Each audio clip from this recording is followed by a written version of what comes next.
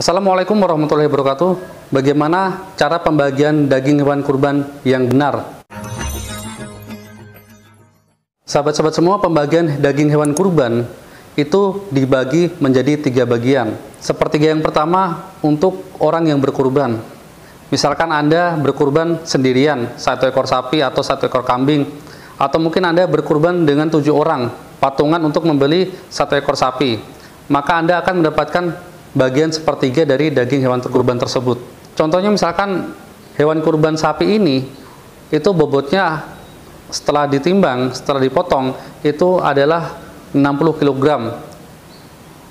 Maka Anda akan mendapatkan jatah sebesar 20 kg kalau Anda berkurban sendirian.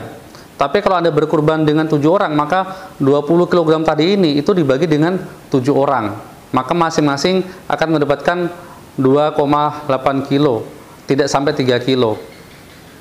Nah, itu adalah jatah Anda yang bisa Anda makan. Dengan catatan Anda berkurbannya adalah kurban sunnah, bukan kurban nazar. Karena kalau kurban nazar, misalkan Anda membuat nazar, kalau misalkan saya diterima kerja di sini, saya akan berkurban dengan 1 ekor sapi misalkan. Atau misalkan Anda nanti kalau punya anak laki-laki, saya akan berkurban 1 ekor sapi. Maka itu adalah kurban nazar dan itu Anda haram untuk memakan dagingnya. Tapi kalau kurban sunnah seperti kurban-kurban biasa itu, maka Anda berhak mendapatkan jatah daging kurban tersebut. Nah, yang kedua adalah sepertiganya untuk kerabat. Contohnya untuk ustadznya kita, untuk saudaranya kita misalkan, atau untuk orang-orang yang dekat dengan kita, untuk tetangga, untuk teman sekantor, teman kerja, untuk bos, untuk bawahan kita, karyawan kita, atau untuk teman karib kita, sahabat kita, dan sebagainya. Itu boleh dibagikan dari sepertiga tadi, yang 20 kg. Nah, yang sepertiganya lagi, yang 20 kg tersebut, itu dibagikan kepada masyarakat sekitar. Mungkin sampai di sini sudah paham ya, cara pembagian daging kurban. Lalu bagaimana kalau orang yang berkurban ini itu secara online, hanya main transfer? Kan sekarang banyak sekali ya aplikasi-aplikasi untuk hewan kurban ya, untuk orang berkurban, ada di internet, ada di Facebook, ada di Play Store, ada di YouTube dan sebagainya. Jadi Anda tinggal transfer kepada panitia hewan kurban. Lalu bagaimana kita mendapatkan jatah daging kurban tersebut? Kalau jaraknya memang jauh dan tidak terjangkau, maka sebaiknya Anda mengikhlaskan.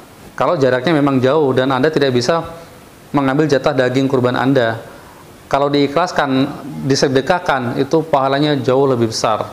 Lalu misalkan Anda tidak mau mendapatkan jatah sepertiganya tadi, misalkan Anda memang sering makan daging sapi misalkan, atau mungkin Anda punya restoran, atau mungkin Anda punya rumah makan, dan Anda mungkin sudah biasa makan daging sapi, maka Anda boleh mensedekahkan.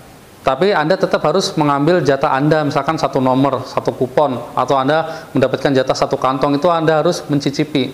Karena Allah yang menyuruh bahwa orang-orang yang berkurban itu wajib dia untuk memakan daging kurbannya. Beda lagi dengan orang yang berkurban dengan cara online tadi. Karena pengaruh jarak dan waktu, maka Anda harus mengikhlaskan, mensedekahkan seluruh jatah daging kurban Anda. Lalu apakah kita orang yang berkurban itu wajib juga mendapatkan kupon, mendapatkan daging hewan kurban dari orang lain yang berkurban? Misalkan ini dalam satu kampung atau dalam satu kota itu kan ada beberapa orang yang berkurban.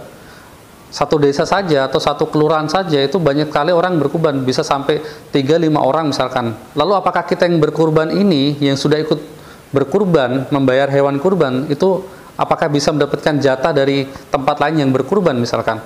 Itu Anda tetap berhak, saudara.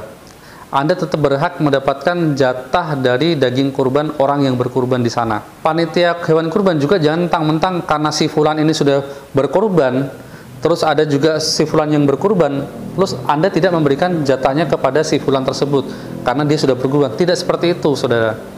Tetap Anda memberikan jatah daging hewan kurban kepada orang yang berkurban. Karena daging hewan kurban ini itu harus dibagikan rata kepada seluruh umat Islam. Bahkan yang non-muslim pun, kalau memang dia tinggal di daerah yang banyak muslimnya, itu dia juga boleh diberikan jatah daging hewan kurban. Itu sebagai syiar dari ibadah kita, dari agama kita. Semoga memberikan manfaat. Wassalamualaikum warahmatullahi wabarakatuh.